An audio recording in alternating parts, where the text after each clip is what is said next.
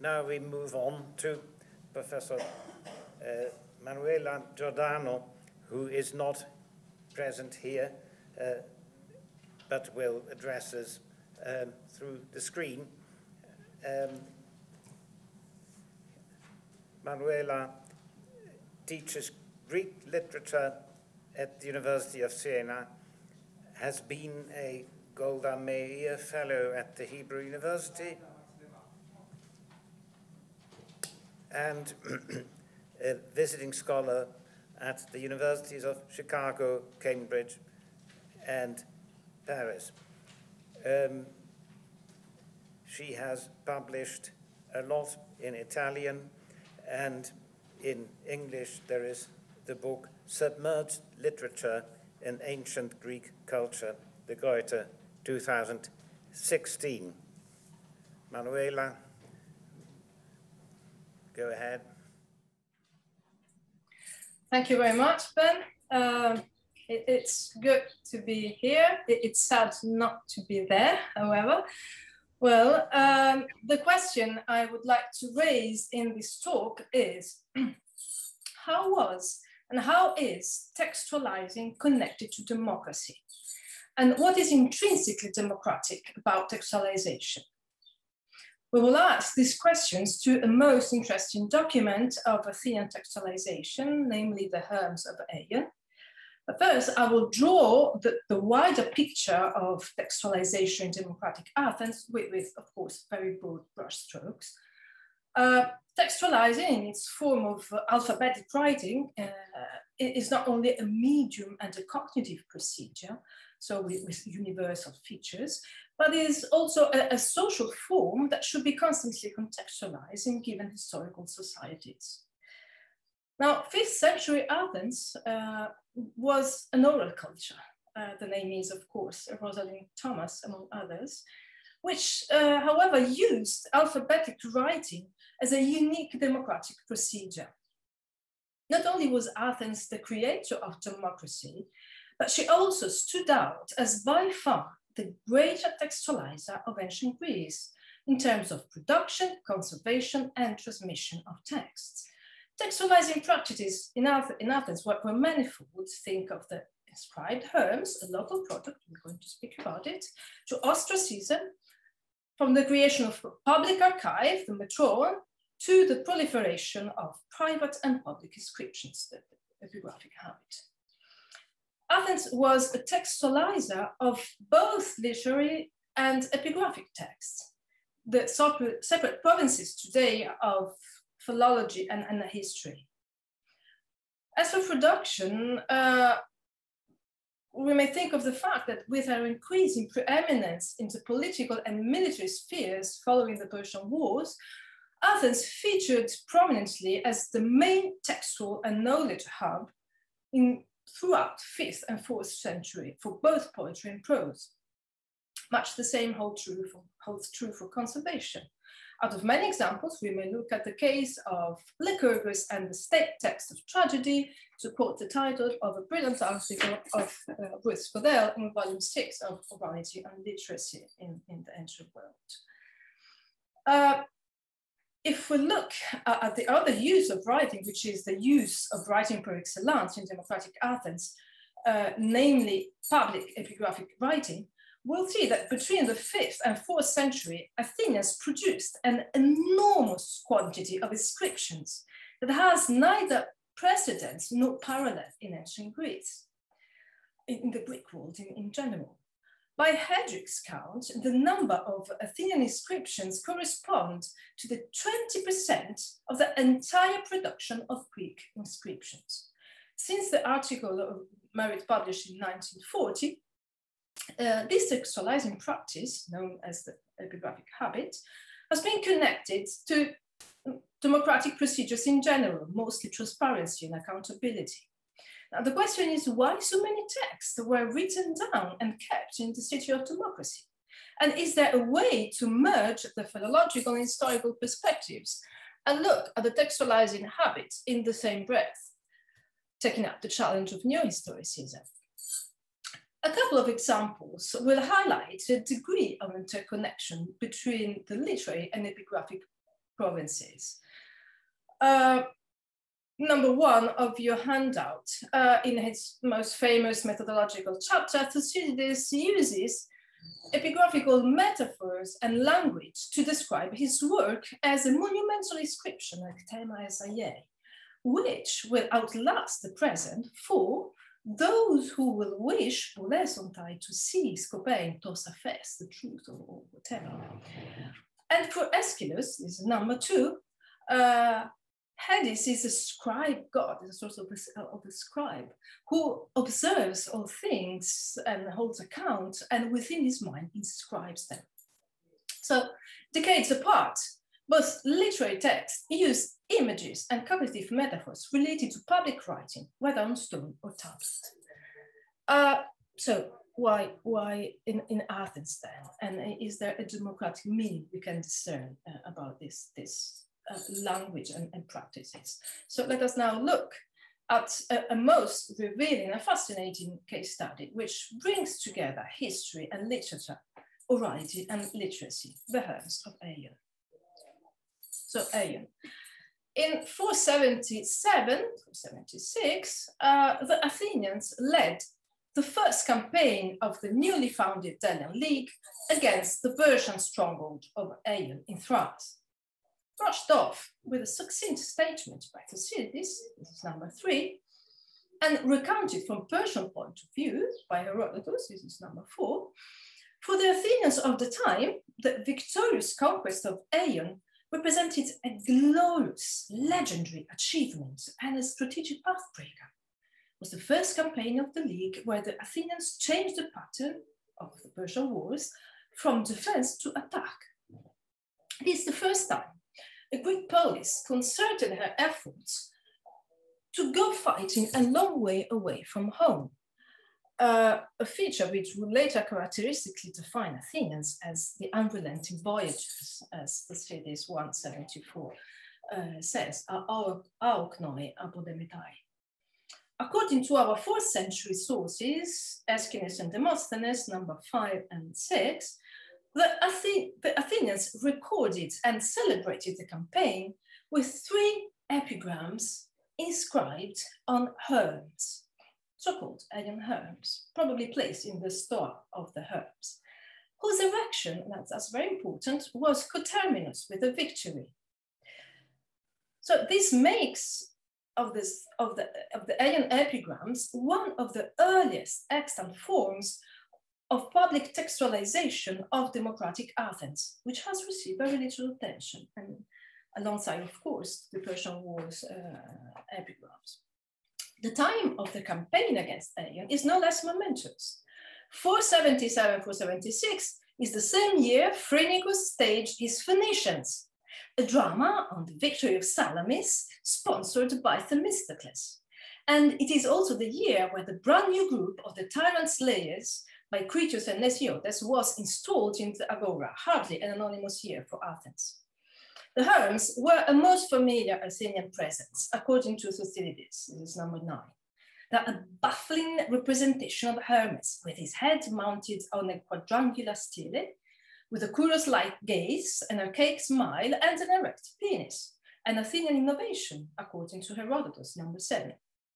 It may be viewed, I suggest, as a complex and unique semiotic device that combines the memorializing function of the stele, the cultural function of the statue, but also adds the communicative function of an inscribed public text.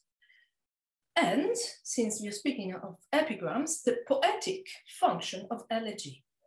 Herm is a speaking god, not in the same sense we were speaking about beforehand, but it's a speaking god that becomes the carrier of the message.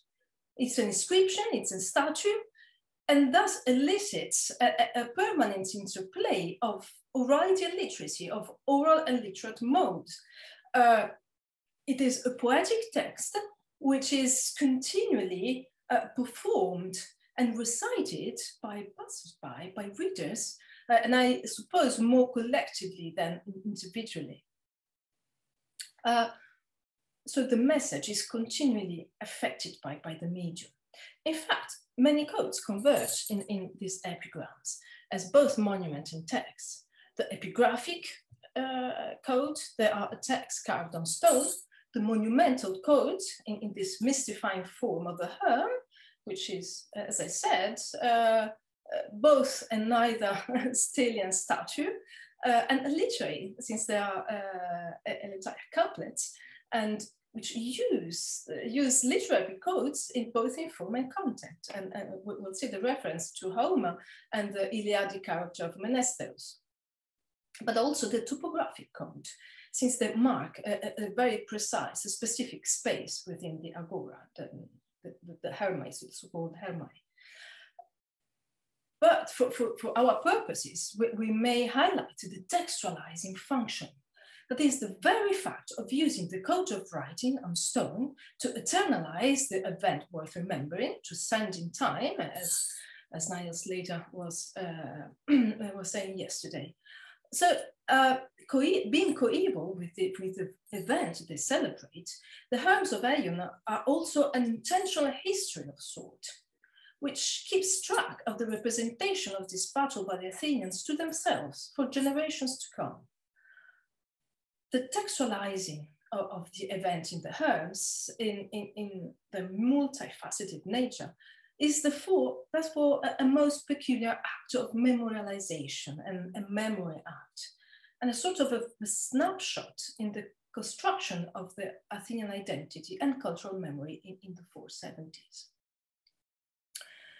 But, that's a very important point, the practice of inscribing herms was not new in Athens, but it was new in democratic Athens. According to Plato's testimony, number 8, it was inaugurated by the tyrant Hipparchus, son of Pisistratus. Alongside the invitation of prestigious poets like Anacreon and Simonides, and importing Homeric text to Athens, Plato grants to the tyrant the somewhat noble aim of educating the people, of Athens, by setting up herms along the roads from the city to the countryside, and inscribing them with his own wisdom, question of the author, so authorizing them, and preceded by the heading mnema tode Hipparcho. So that's the memorial, the reminder of Hipparchus. To inscribe a herm, therefore, was already a cultural practice in Athens. So a cultural practice which was strongly characterized in tyrannical terms. And however benevolent Plato's testimony sounds, may be safely assumed that Athenian feelings toward Pisistratus and Hipparchus in particular in the mid-470s was not as lenient. Certainly not in the same year where the tyrant slayers group was set up in the middle of the agora to celebrate and extol the very assassination of Hipparchus. So I propose to view this Hermaic retextualization as a way to appropriate a tyrannical device and mnema in order to make sense anew of this symbol in starkly democratic terms, and particularly in this sense, anti-tyrannical terms. The anonymous character of the epigrams, as we will see, lends but more force to the immediacy of this document. There's no time to read the epigrams in full, but I will just highlight a few points. The Siege of Aion was represented on a par with Homeric battles in the third epigram, where Athenians equated themselves with ancient Homeric leaders, linking thus present of Aion to a foundational past, the Iliad, where, by the way, the Athenians did not appear but for a few suspicious insertions. Memory studies have taught us that a community relates fundamentally to the past. But this past is constantly construed or invented rather than referred to. Now, the outstanding element of the epigrams of Aion is that the narration refers to the present, to a present event, not to a past event. And the past is instrumentally evoked, the Iliadic Menestheus, in order to verify the truth of the present claim and narration, the excellence of the Athenians, past and present. Textualization of this victory meant to deprive the present for all sense of topicality and contingency, and to reach out to the future and turning the present into past. the text of the epigrams signposts these two temporal dimensions. The military endeavor is marked by the adverb pote once of line 1 of the first epigram, which is set in parallel to the pote of line 1 of the third epigram, referring to the absolute past of the Iliad. But at the same time, is made long-lasting by its inscription and turned into a model for the future. See lines 3-4 of the second epigram. So let us draw a few concluding lines. So let us go back to the question we set off. What is intrinsically democratic about textualizing in the early Herms? Well, in the first place, the Herms themselves. This enigmatic figure of Hermes is a quintessentially democratic artifact. I quote Osborne in this respect, which says that the Herm takes up the gaze and claims identity with every viewer. This identity is not just identity before death and the gods, it is no less than a democratic claim that men are equal in all their Hermaic qualities, end of quote. This is very well shown by the case of the mutilation of the Herms of 415, when Athenians reacted towards the mutilation of the Herms as to an attempt to mutilate democracy itself. As Thucydides makes clear, number 10. Furthermore, as noted by Gabriel Hermann, the phallic message of the Herms, in his words, I quote, was intended as a warning to enemies of democracy that they should not test the people's patience, end of quote. So the fact that tyrannical Hipparchus Herms were appropriated as a textualizing device for democratic purposes and resignified and refigured under democratic regime goes much in the same direction. So the Herms. So second point, the earlier epigrams are one of the earliest documents of anonymity. This is about the question of authorship. So anonymity is a trademark of democracy. Any name and authorship or individual agency was deliberately written off. This much is explicitly highlighted by Aeschines as an uncontroversial sign of democratic ethos. See again, number 4. So anonymity, Herms anonymity. Third point, the inscription of these Herms was a memory act. But unlike the metagenos mnema or the Hipparchus mnema, they are not the memorial reminder of a person, of an individual.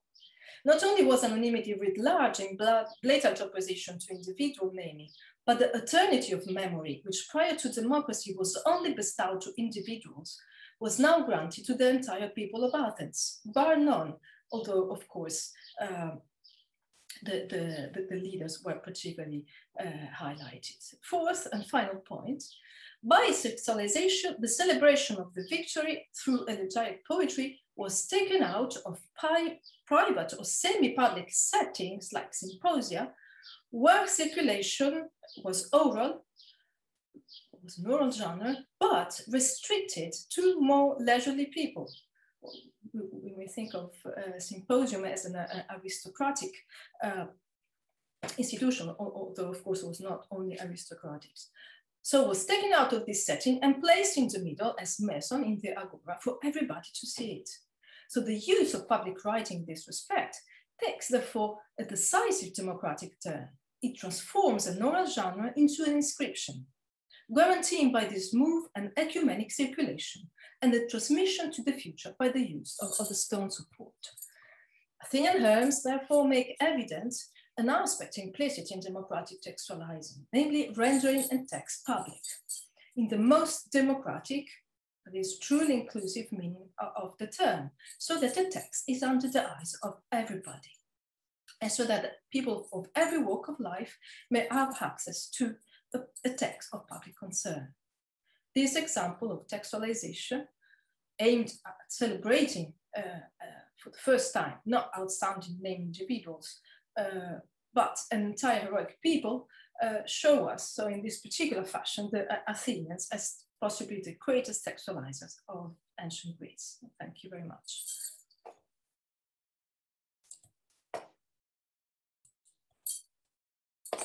So much. Questions, answers?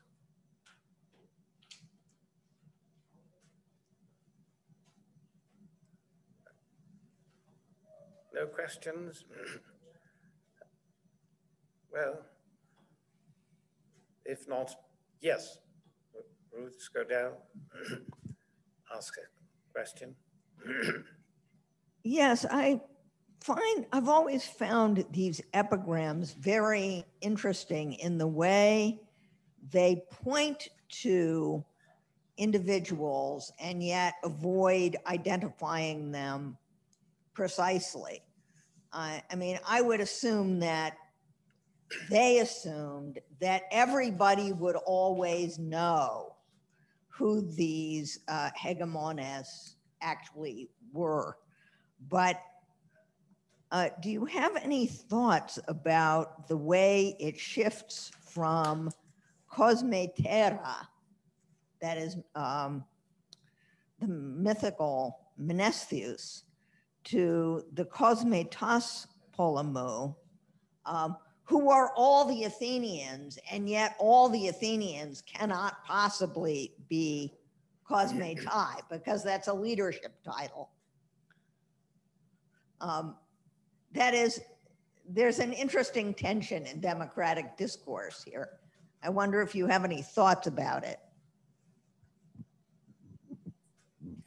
Many thanks, Ruth. Yes, I think it's a crucial point. The fact that people knew who the individuals was or were, but refrained from naming it. And that's exactly, I think, the practice of anonymity. And this is why it's so significant. So the point is not that everybody had the same role, so not everybody was a cosmetes, but the way it is formulated, it's as if the agency was collective. And this is an interesting, for example, well, in this case, for example, probably everybody knew that Simon was one of the strategoi. But the point is exactly that even if they knew, well, all the more so, the fact that it was not named is highly significant. So another case that came to my mind is the role of Themistocles in the Battle of Salamis, and that, for example, in the text of Persians, of course, is ignored and rendered in a way one out of the many. So it's an aner from the Athenian host. But when you see how this is treated, for example, in Herodotus, so that the whole action is bestowed on Themistocles. So in this respect, I think that is exactly the game of anonymity. Is not that nobody has a role which is which could stand out. Is the fact that even knowing it, the agency is thought as a collective agency.